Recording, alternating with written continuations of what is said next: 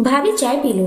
नीचे से केतकी की चीखती आवाज से उसकी आंख खुल गई। घड़ी देखी, सिर्फ 7 बजे थे और इतने गुस्से भरी आवाज। करण पास ही बेखबर सोया था। वह भी उठते हुए यही बोला, अरे 7 बज गए, उठो उठो, केतकी ने चाय बना ली है। एक चाय ही तो बनाई है, बाकी घर के सारे काम मैं ही तो अकेले करती हूँ। सुबह सुबह तुम बहस क्यों करने लग जाती हो? तुम्हें उठा रहे हैं तो उठ जाओ। करण उन्नीदी में बोला और फिर चादर तानकर सो गया। अंदर तक सुलग गई मैं। जब रात में अपनी इच्छा पूर्ति करनी होती है तब नहीं सोचते कि इसे सोने दूं, क्योंकि सुबह इसे उठना है। तब तो कहते हैं अभी तो हमारी शादी को कुल 2 महीने ही हुए हैं। रात के बाद सुबह जागते समय कभी याद नहीं रहती। रोजाना की तरह नफरत दिल में लिए नाटी संभाल कर मैं सीधा बाथरूम में घुस गई। बंदी से इतने की बिना नहाए धोए साफ सूट पहने बिना सास के पास नहीं जा सकती। जल्दी जल्दी नहा धोकर नीचे पहुंची। सास के पाँव छुए। वे बजाय आशीर्वाद देने की घड़ी देखने लगी। गुस्सा तो इतना आया कि घड़ी उखाड़कर फेंक दूं या सास की गर्दन मरोड़ दूं। शुरू में मायके में मेरी भाभी जब 8 बजे उठकर नीचे आती थी तो कभी कभार मम्मी कह देती थी, बेटा थोड़ा जल्दी उठने की आदत डालो। इस पर भाभी का खिसियाया चेहरा देखकर एक दिन मैं बोल पड़ी थी, मम्मी भाभी को गुस्सा आ रहा है, इन्हें कुछ मत कहो। भाभी हड़बड़ा गई थी। तब मुझे भाभी पर व्यंग करने में मजा आया था और अपनी मम्मी की नरमी पर गुस्सा। क्यों भाभी, मम्मी को इस तरह देख रही हो मानो खा ही जाओगी। मैं केतकी के व्यंग पर चौंकी। वह लगातार मेरा चेहरा ही देखे जा रही थी। अचानक मेरी भाभी मुझ में आ गई। मेरे शब्द गले में ही अटक गए। भाभी को भी ऐसी ही बेइज्जती महसूस हुई होगी मेरे व्यंगों पर। चाय पी लो, केतकी झाड़ू लगा चुकी है। सास का स्वर शुष्क था। साथ ही केतकी ने ठंडी चाय मेरे हाथ में पकड़ा दी। मैं चाय को तेजी से सुड़क कर उसके पीछे रसोई में लपकी। अगर मैं ऐसा नहीं करती तो सास बोलती, देख कैसे मजे लेकर पी रही है, ताकि केतकी 2-3 काम और निपटा ले तथा इस महारानी को कोई और काम न करना पड़े। केतकी परात में आटा छान रही थी। चाय का कप सिंक में रखते हुए मैंने कहा, दीदी तुम तैयार हो जाओ, मैं नाश्ता बनाती हूँ। मेरे शब्द मुंह से निकलते ही केतकी परात छोड़कर रसोई से निकल गई। मानो मुझ पर एहसान कर दिया हो। मैंने चाय पी या नहीं यह पूछना तो दूर की बात है। शुरू से ही सारा काम थमा दो, आदत पड़ जाएगी। ऐसी नसीहतें अक्सर रिश्तेदार व पड़ोसी ने दे जाया करती। मेरी मम्मी को भी मिली थी, पर मेरी मम्मी ने कभी अमल नहीं किया था। अगर थोड़ा बहुत अमल किया तो मैंने, पर यहाँ तो शब्द शब्द अमल किया जा रहा है। जितनी तेजी से मेरा दिमाग अतीत में घूम रहा था उतनी ही तेजी से मेरे हाथ वर्तमान में चल रहे थे। आटा गूंदा, आलू उबाले, चाय बनाई तथा दूध गर्म किया। इतने में केतकी नहा धोकर तैयार हो गई थी। सास बिस्तर पर बैठे बैठे ही चिल्लाने लगी थी, नाश्ता ना मिले तो यूं ही चले जाओ, देर मत करना। इसके घर में तो सोते रहने का रिवाज होगा।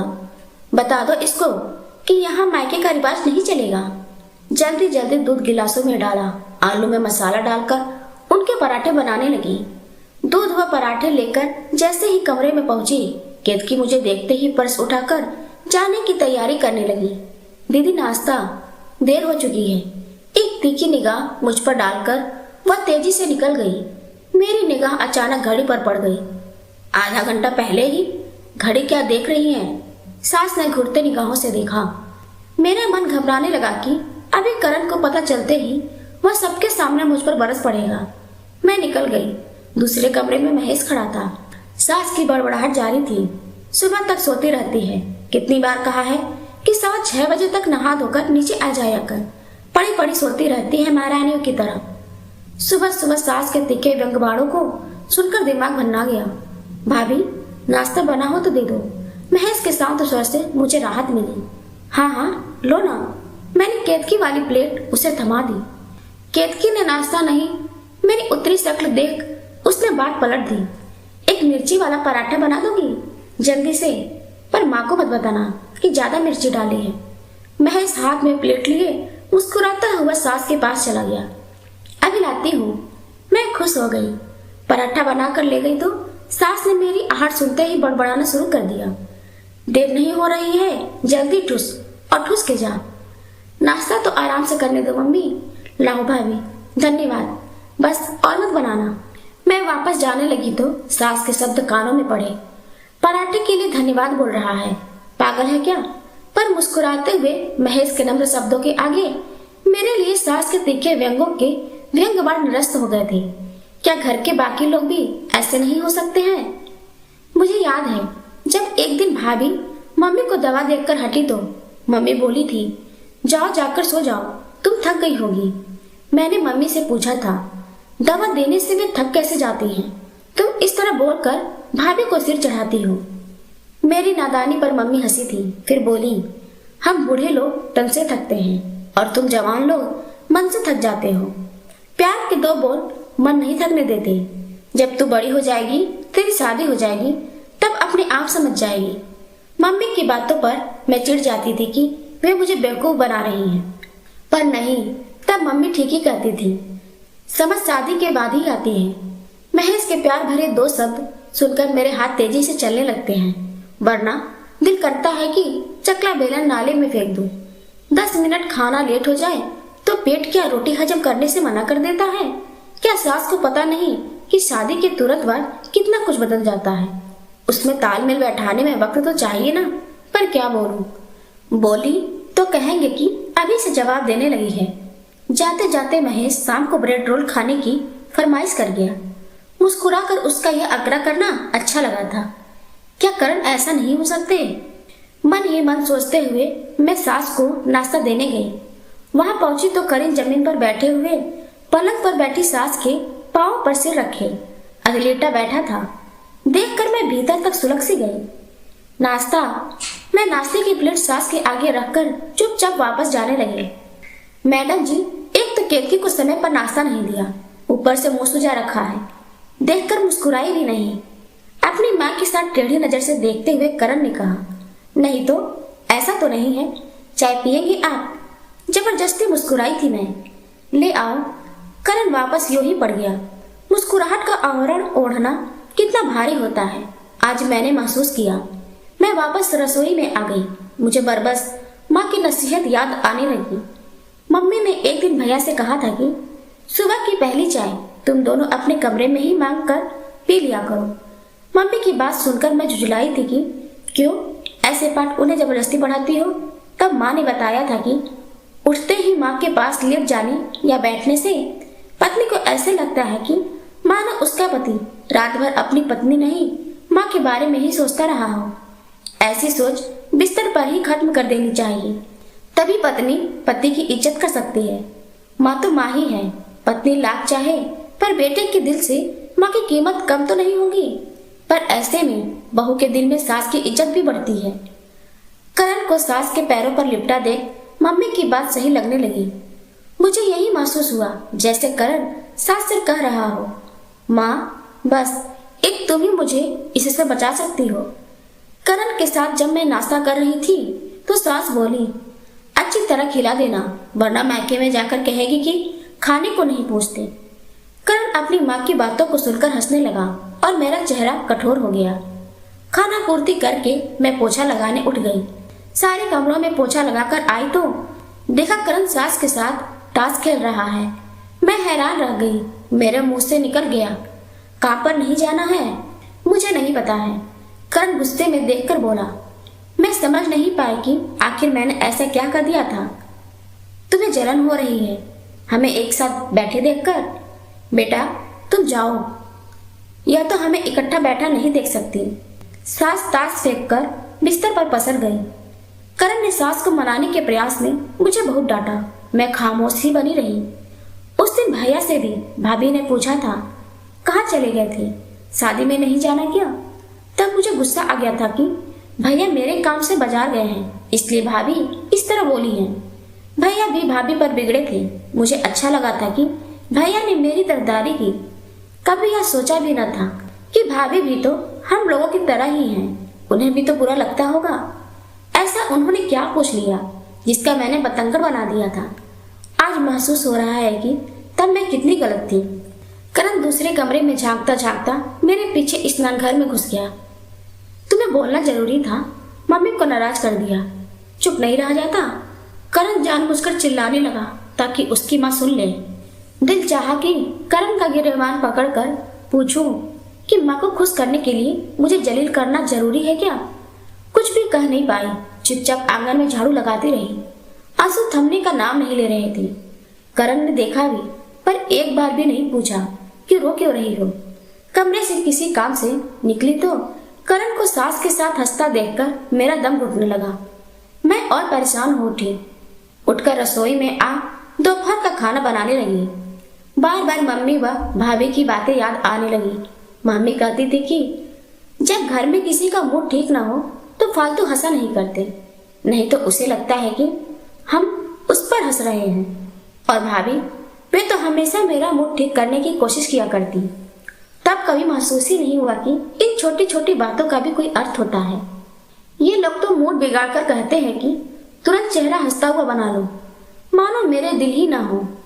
इनसे एक प्रश्न पूछो तो चुप जाता है। मुझे जलील भी कर देते हैं तो चाहते हैं कि मैं सोचूं भी नहीं। क्या मैं इंसान नहीं? मैं कोई इनका खरीदा हुआ सामान हूँ? दोपहर का खाना बनाया, खिलाया, फिर रसोई संभालते संभालते 3 बज गए। तभी ध्यान आया कि रमेश को ब्रेड रोल देने हैं। सो ब्रेड रोल बनाने की तैयारी शुरू कर दी। आलू उबालने को रखकर कपड़े धोने चली गई। कपड़े धोकर जब वापस आई तो करण व्यंग में बोला, मैडम जी कहाँ घूमने चली गई थी? पता नहीं कुकर में क्या रख गई कि गैस बंद करने के लिए मम्मी जी को उठना पड़ा। हद हो गई है, गैस बंद करना भी इनकी माँ के लिए भारी काम हो गया और मेरी कोई परवाह ही नहीं। मैं रसोई में ही जमीन पर बैठकर आलू छीलने लगी। तभी करण आ गया। क्या कर रही हो?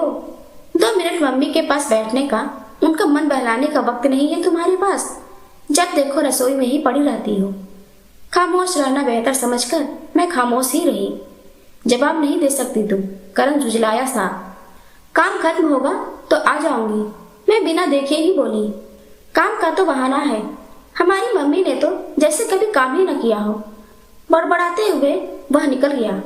कितना फर्क है मेरी मम्मी और सास में। मेरी मम्मी मुझसे कहती थी कि भाभी का हाथ बटा दे, खाना रख दे, बर्तन उठा दे, फ्रिज में पानी की बोतल रख दे, सबको दूध पकड़ा दे, साफ बर्तन संभाल दे।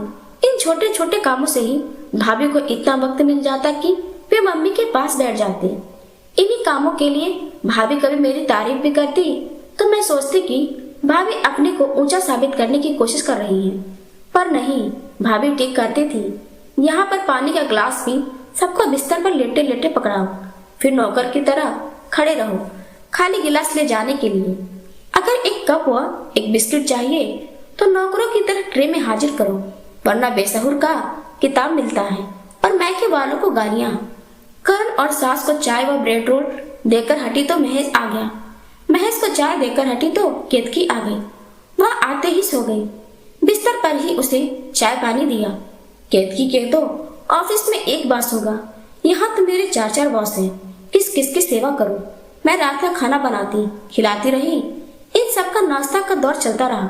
रात 10:30 बजे ठहाकों और खुशी से ताश का दौर रुका तो केतकी ने सास के लिए 1 गिलास दूध देने का आदेश दिया और सास ने केतकी को देने का।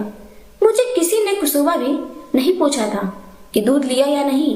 मेरी तो इतनी हिम्मत भी नहीं थी कि 10:15 बजे सबको खाना खिलाकर मैं बिस्तर पर सो सकती। सुनने को मिल जाता, देखो तो जरा भी ढंग नहीं है, माँ बाप ने सिखाया नहीं है, हम तो यहाँ बैठे हैं या सोने चली गई। बिस्तर पर पहुँचते पहुँचते 11 बज गए। बिस्तर पर लेटी तो पूरा बदन चीसे मार रहा था। तभी करण बोला, जरा पीठ दबा दो। बैठे बैठे मेरी पीठ दुख गई और करण नंगी पीठ मेरी तरफ करके सो गया। मन किया कि करण की पीठ पर एक मुक्का दे मारूं या बोल दो कि जिस माँ का मन बहलाने के लिए पीठ दुखाई है उसी माँ से दबा भी लेने। बस यही एक काम बचा था ना मेरे लिए। मन ही मन मोटी सी भद्दी गाली दी। दिल भी किया कि तीखा जवाब दे दूं, पर याद आया कि कल मायके जाना है। अगर इसका मुंह सूझ गया तो यह अपनी माँ के आंचल में छिप जाएगा और मैं अपनी मम्मी का चेहरा देखने को भी तरस जाऊंगी। 15 दिनों से भी ज्यादा हो गए हैं मम्मी को देखे हुए। कल मायके ले जाओगे ना? मैंने पीठ दबाते हुए कहा। बड़ी देर के बाद करण के मुंह से निकला, ठीक है, दोपहर का खाना जल्दी बना लेना, फिर वापस भी आना है। मैं जल भुन गई यह उत्तर सुनकर। सिर्फ 4 घंटे में आना जाना और मिलना भी मजबूरी थी, समझौता कर लिया। घर पहुंची तो जैसे मम्मी इंतजार कर रही थी। क्या बात है, यह तो जैसे हमें भूल ही गई, भाभी ने प्यार से कहा। होना भी चाहिए, आखिर वही घर तो इसका अपना है, करण ने अकड़ कर कहा। मम्मी भाभी के सामने आते ही आंसू आने लगे थे, मगर मैं रोक लगा गई। क्या हुआ? दोनों हैरान रह गई मेरी सूरत देखकर। कुछ भी नहीं, मैं अपने आप को रोक रही थी। यहाँ के लोग मेरे चेहरे से मन के भाव पढ़ लेते हैं, ससुराल वाले क्यों नहीं पढ़ पाते? सब ने बहुत आवभगत की, करण को बहुत मान दे रहे थे। मुझे लगा कि करण इनके मान के काबिल नहीं है, लेकिन मजबूरी, मैं कह भी नहीं सकती थी। वापस लौटते वक्त भाभी जी ने बताया कि अच्छा हुआ तुम आज आ गई, कल वे भी 2 दिनों के लिए मैके जा रही हैं। इस पर करण बोला, भाभी जी, शादी से पहले आप इतने साल मैके में ही थी, फिर मायके क्यों जाती हैं बार बार? अब आप इस घर को ही अपना घर समझा करें। भाभी का चेहरा उतर गया। पता नहीं क्यों भाभी का उतरा चेहरा मेरे दिल में तीर की तरह वार कर गया। आप इतने बड़े नहीं हो कि मेरी बड़ी भाभी को सलाह दे सको। ससुराल को अपना घर समझने का यह मतलब तो नहीं कि भाभी की मम्मी मम्मी नहीं है, उनका अपनी मम्मी के पास बैठने का दिल नहीं करता। दिल सिर्फ लड़कों का ही करता है। लड़कों को ही हम लोगों की तरह अपना सब कुछ एकदम छोड़ना पड़े तो दर्द महसूस हो। इस अप्रत्याशित जवाब से करण का चेहरा पक हो गया। मेरे भीतर जाने कब का सुलगता लावा बाहर आ गया था। खामोशी छा गई। भाभी मेरा चेहरा देखती रह गई। मम्मी के चेहरे पर पहले हैरानगी फिर तसल्ली के भाव आ गए। बाहर आकर करण स्कूटर स्टार्ट कर चुका था। मैं मम्मी के गले मिली तो लगा मैं जाने कब से बिछड़ी हुई हूँ। ममता का एहसास होते ही मेरी आंखों से पानी बाहर आ गया। मम्मी प्यार से बोली, मन्नू बड़ी हो गई है ना? मुझे लगा मैंने बरसों बाद अपना नाम सुना है। भाभी ने भी आज पहली बार ममता भरे आलिंगन में मुझे भींच लिया और रो पड़ी थी। उनके आंसू मेरे दिल को भिगो रहे थे। मेरे भैया और पापा की आंखों में भी प्रशंसा थी। मुझे उनकी ममता और प्यार की ताकत मिल गई थी। स्कूटर पर बैठकर भी अब मैं सिर्फ भाभी और मम्मी के आंसुओं के साथ थी। स्कूटर पर बैठते हुए मन्नू का दिल भारी हो गया, लेकिन भीतर एक हल्कापन भी था। ऐसा लग रहा था जैसे वह अपने दर्द को शब्दों में बांधकर उसे किसी और के साथ साझा कर खुद को थोड़ा हल्का कर पाई हो। करण चुपचाप स्कूटर चला रहा था। उसकी आंखें सामने थी, लेकिन उसकी खामोशी उसके भीतर चल रही उथल पुथल को बयान कर रही थी। मन्नू ने रास्ते भर कुछ नहीं कहा। वह अपनी मम्मी, भाभी और बचपन के दिनों के बारे में सोचती रही। उसे लगा कैसे हर किसी का अपना संघर्ष होता है, लेकिन महिलाएं अपने दर्द को छिपाकर हर हाल में दूसरों की खुशी के लिए जीने की कोशिश करती हैं। जब स्कूटर ससुराल के दरवाजे पर रुका तो करण ने बेमन से कहा, सामान उठा लो। मन्नू ने सिर हिलाकर सामान उठाया और चुपचाप घर में दाखिल हो गई। सास सोफे पर बैठी थी और केतकी फोन पर किसी से बात कर रही थी। मन्नू ने अंदर आते ही चुपचाप रसोई का रुख किया। उसने सोचा कि अब शिकायत करने या ताने सुनने का कोई फायदा नहीं, उसे खुद ही अपनी खुशी ढूंढनी होगी। लेकिन इस बार मन्नू बदली हुई थी। रात का खाना बनाते समय उसने तय किया कि वह खुद के लिए भी खड़ी होगी। सास के तानों और करण की डांट के आगे खामोश रहने की बजाय वह शांत लेकिन स्पष्ट शब्दों में अपनी बात रखेगी। रात को जब करण ने फिर से पीठ दबाने की बात कही तो मन्नू ने साफ शब्दों में कहा, करण, मैं सारा दिन काम करती हूँ, तुम्हारे आराम के लिए मेरी हालत खराब हो जाती है। क्या कभी तुमने सोचा है कि मुझे भी आराम की जरूरत होती है? तुम्हारी माँ को खुश रखने के लिए मैं खुद को खोते जा रही हूँ, लेकिन अब और नहीं। करण ने पलट कर कुछ कहना चाहा, लेकिन मन्नू की आवाज में दृढ़ता थी। उसने आगे कहा, मैं तुमसे प्यार करती हूँ करण, लेकिन प्यार तभी टिक सकता है जब इज्जत हो, जब दोनों एक दूसरे का दर्द समझे। अब से मैं खुद को भी समय दूंगी। मैं इंसान हूँ, तुम्हारी गुलाम नहीं। करण चुप हो गया। शायद पहली बार उसने मन्नू को इस अंदाज में देखा था। अगले दिन मन्नू ने सुबह जल्दी उठकर रसोई का काम पूरा किया, लेकिन खुद के लिए भी समय निकाला। उसने तय किया कि अब वह अपनी खुशी और अपने आत्मसम्मान के लिए भी खड़ी होगी। मन्नू अब बड़ी हो गई थी, लेकिन उसने अपनी पहचान खोने से इनकार कर दिया था। धीरे धीरे उसका आत्मविश्वास उसके रिश्तों को बदलने लगा। उसकी चुप्पी अब उसकी ताकत बन गई। सास के तानों का जवाब वह मुस्कान और शांत दृढ़ता से देने लगी। केतकी ने भी महसूस किया कि मन्नू अब दबती नहीं बल्कि बराबरी से रहती है। करण को भी अपनी गलती का एहसास होने लगा।